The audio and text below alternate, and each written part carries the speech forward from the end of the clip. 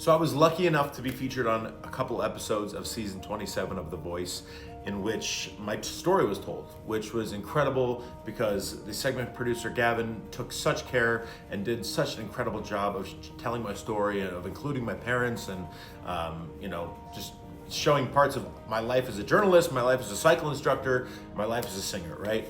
But we all know the TV, there's only so much time, you gotta fit a lot in. And there was a part of my story that was kind of left out, and that's okay. But I just wanted to tell that part of my story because I think it may help some people. Let's rewind to when I was 18 years old, living in Fort Lauderdale, Florida as a senior in high school. I was on top of the world. I had the lead in a musical. I was on the football team. I was the lead singer for the jazz band. I had a scholarship to the University of Miami for jazz vocal music. And I was in student government, like everything. I was doing it all. And it should have been the best time of my life. And it wasn't. In fact, it was one of the worst times in my life. Because while all this beautiful stuff was happening outside, I was stuck in this cloud. It was a dark cloud and I could not get out of it. I don't know what was happening, but I was crying consistently. I didn't want to go to school. I wasn't eating. I couldn't sleep. It was just a horrific, horrific time. And luckily my parents saw that I wasn't myself and they took me to see somebody. And I was diagnosed with obsessive compulsive disorder, with anxiety, and with depression as an 18-year-old. Not uncommon things. And honestly, it felt like a relief that, oh my gosh, there's a diagnosis for this horrible feeling, this way that I'm feeling, like there's a way to get help. Like, thank God that there is a way to get help, because this is the worst feeling in the world.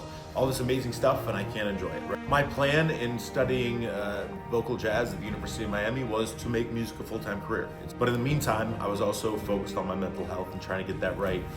And my year at Miami just was not good. I was done with music. I said, I'm done. This is not for me. I can't do this. I gotta do something different. So I ended up transferring for my sophomore year to my dream school, Ohio State. My grandfather and I were super close. He was a huge sports fan, and he loved the Ohio State Buckeyes, and he certainly brainwashed me to be an Ohio State Buckeye from the time I was a very young boy. So I wanted to make my dream come true and his dream come true and go to Ohio State. So that's what I did. I transferred to Ohio State. My mental health was slowly improving. It was going great. I was making friends. I was studying journalism. I had an opportunity to work for the student television station and cover sports. Had so many amazing opportunities to cover, things like the football team, the basketball team, the hockey team. Like, I got to go to the Sugar Bowl, the national championship game, watch Ohio State win the national championship in Dallas, which is amazing. Got to watch the Buckeyes basketball team in the NCAA tournament. Had so many amazing, amazing memories, but my mental health was back on the decline. I was trying to balance a full-time job with the television station, with a career, or with my classes, that were setting me up for my career, and trying to have, somewhat of a social life, and it just was not going well. The stresses were getting to me, and I felt like I was going back into that place. It was more anxiety driven. It was more obsessive compulsive driven, because I was trying to be healthy and lose weight, and continue to lose weight, and I was really focusing on how many calories I was eating and how much I was working out, and eventually I got down to 159 pounds, and that may not seem like a crazy weight, but I was 6'3", pretty broad-shouldered. Like, it was not good. And I got home from winter break from my senior year of college, and my parents immediately were scared of that I was not doing well, just by the looks of me, and it turns out they were right. I was diagnosed with anorexia, which was kind of a result of my obsessive compulsive disorder. So we were kind of back to square one, and back to getting my mental health right, which was the most important thing. During all of this, it was the first time in my life where I really didn't have music, where I didn't perform, where I wasn't involved in music. I admittedly tried out for the Glee Club at Ohio State and spent about 2 weeks doing it, because it was too much on my schedule, and it just was not what I was looking for. So for about 3 or 4 years, I didn't have performance, I didn't have music, and I think it contributed to everything that I was going through. Again, So I thought when I graduated from college that that my music was done, that I was done singing, that I was done performing, and that was a part of my life that was cool and enjoyable, and I loved it so deeply. But I had to grow up and move on, right?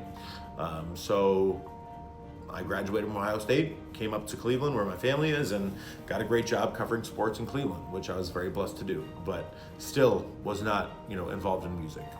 In 2016, that changed yet again, because I had a friend named Denise Polverine who I worked with, who was such a wonderful woman, and I had worked with her as an intern doing some stuff throughout the years, and she was like, she knew that I had a love for the music, because that never changed. As much as I wasn't performing and wasn't singing and didn't think that music was part of my life, I always held that love that I had for the standards. I mean, the standards and the Great American Songbook is a part of my DNA. Like, it's just a fiber in my being. I just thought I was done performing. I thought I was done singing it. I thought I was, that part of my life was over. But I still loved it, and I still told everybody how much I loved it. So she knew I loved it, and she knew I used to sing, and she was like, I want you to meet somebody. So come by after this event that we had, and we're gonna go and meet him. I was like, okay, let's do it. So we walk into this little bar on West 6th Street in Cleveland called Johnny's, and it's a very, very legendary establishment. And there he was playing the piano and singing, and people were having a great time. And I went up and met him. He said, I'm Mike Petrone, and I'm Hayden. And I said, I'm Hayden. It's so nice to meet you. He's like, you want to sing a couple songs? And he said, you can sing. I said, yeah, sure, whatever. And that's the thing about it is that that's what he does. Like, he lets everybody get involved, and it's part of it. So he probably just thought, oh, this is just another kid that has fun singing. So I sang a couple songs with him, and he was like, dude, like, so you don't, like, you gig, like, what do you do? Like, I said, I cover sports. I used to sing in high school and stuff, but he's like, no, you got to get out and sing. Like, you can't stop. Like, you got to do this. And I was like, well, how do I do this? Like, I don't have a degree. I don't have experience. Like, he's just like, he's like, we'll work on it. And sure enough, we did. He got me out and started singing at some venues, and was, building, and then the pandemic hit. And then, the pandemic kind of cleared the board. And the pandemic is also when I downloaded TikTok and started expressing my music there. If you followed my story at all and you saw some of the things on The Voice, you kind of know where that went. But fast forward to 2025, and I just finished my time on The Voice. And the moral of this story, and the reason I told this story, is because I hope it connects with somebody out there that was in the same situation as me, that they thought, maybe music wasn't it for them, and maybe music was over. It's not. Continue to sing, continue to perform, continue to gig, continue to try. It doesn't matter what point at your life you're at. I think the most beautiful relationship that we can have is one with music, because music is God's universal language of love, and there's nothing more beautiful than that. And if you're going through mental health struggles, I promise you that you are not alone. There are resources, there are ways to get help. And I think that, thank God for some of the people that have spoken up and things that have happened, because now we know how important our mental health is. So if you want to use anybody's story, use mine, because I want you to keep going. I want you to know that you're not alone. I want you to know that you're loved. And I want you to know that if you are a singer, you are a performer, you love music, do it. Listen to it, be a part of it. It's the most beautiful relationship you can have. It's going to help you, I promise. So God bless you. Thank you for listening to my story, and keep going. Keep singing, keep performing, keep loving music.